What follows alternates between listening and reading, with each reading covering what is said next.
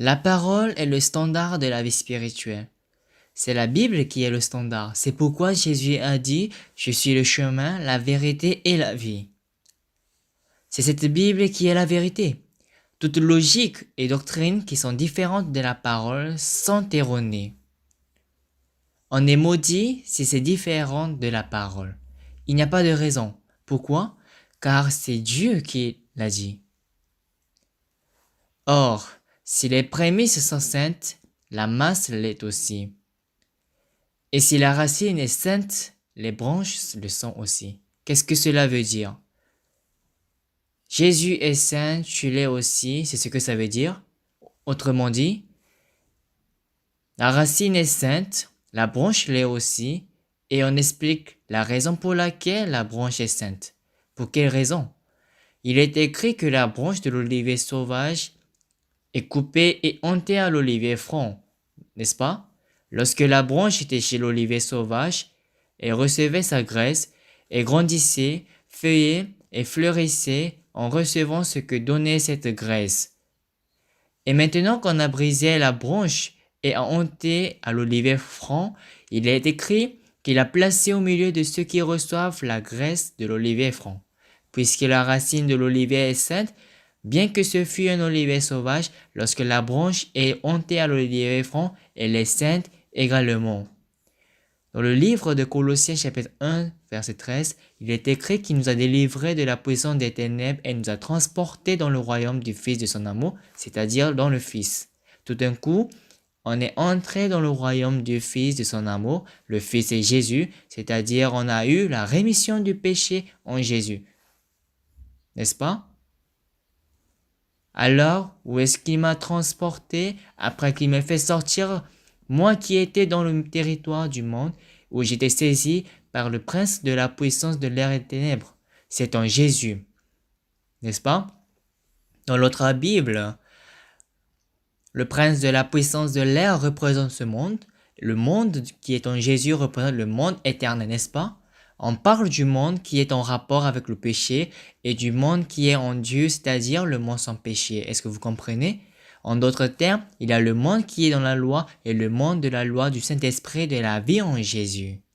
Nous avons été transportés, c'est-à-dire nous sommes placés parmi ceux qui reçoivent la grâce. Il nous a transportés afin que nous puissions mener une nouvelle vie en recevant cette grâce. Alors, quelle vie menions-nous avant que nous ne soyons transportés? Il est écrit, vous étiez morts par vos offenses et par vos péchés, que vous étiez morts, n'est-ce pas? Dans lesquels vous marchiez autrefois, selon le train de ce monde, selon le prince de la puissance de l'air, de l'esprit, qui agit maintenant dans les fils de la rébellion. C'est-à-dire dans le cœur des gens qui ne croient pas en Dieu et qui vivent à leur guise, agit cet esprit et que c'était vous qui vivez comme ça. Mais pourquoi vivent-ils ainsi et pourquoi vivent-ils en jouant aux jeux vidéo et aux jeux de hasard? Ce n'est pas qu'ils sont accros aux jeux, mais puisqu'ils aiment les jeux vidéo, le diable continue de les leur montrer pour qu'ils les aiment sans cesse et qu'il les entraîne ainsi. Pourquoi est-ce qu'il faut hanter? Parce qu'il est fort. Alors je ne suis qu'un olivier sauvage et je n'ai pas d'autre choix que d'être maudit et détruit. Si on me laisse, je dois être maudit et mourir, mais c'est pour me donner la vie qu'on m'ôte la vie, qu'on me coupe une branche et m'a greffé sur Jésus qui est l'olivier franc, afin que je vive par Jésus. N'est-ce pas? Alors à partir de là que nous écoutons la parole qui est en Jésus, nous en avons été nourris et nous sommes faits pour vivre par la parole. La vie spirituelle est un monde de jouissance. C'est une vie de jouissance en se nourrissant de la parole, du cœur et de la vie. C'est pour cela qu'il nous a sortis de là. Il a brisé une branche et l'a hanté sur l'olivier franc, signifie de ne plus vivre comme un olivier sauvage. Et donc il nous a hanté sur l'olivier franc afin que nous vivions en recevant la graisse de l'olivier et par la force de cette graisse que nous vivons la vie de l'olivier franc. Selon qui il nous a donné de cette vie dans laquelle nous vivons le Seigneur. Amen. L'olivier sauvage ne pourra jamais porter de fruits même s'il naît à nouveau. N'est-ce pas? Ce sont des fruits portés après avoir reçu la graisse de l'olivier.